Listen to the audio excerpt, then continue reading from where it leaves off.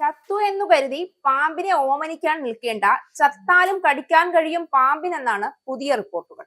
മൂർഖനും ശംഖുവരയനും ചത്തതിനു ശേഷവും 6 മണിക്കൂർ വരെ വിഷം വമിപ്പിക്കാനുള്ള ശേഷിയുണ്ടെന്നും കടിയേൽക്കാൻ സാധ്യതയുണ്ടെന്നും കണ്ടെത്തൽ.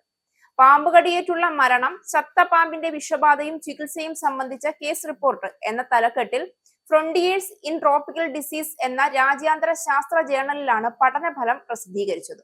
സുവോളജിസ്റ്റായ Sushmita Thakur, biotechnologist Robin ദോലെ, anaesthesiologist സുരജിത് ഗിരി, പീഡിയാട്രീഷ്യന്മാരായ ഗൗരവ് ചൗധരി, ഹെമിൻ നാഥ് എന്നിവരടങ്ങുന്ന ഗവേഷണ സംഘമാണ് ഈ കണ്ടെത്തൽ നടത്തിയത്. ചത്ത പാമ്പിന്റെ കടിയേറ്റ 3 സംഭവങ്ങളാണ് പഠനത്തിൽ എടുത്തു പറഞ്ഞിരിക്കുന്നത്.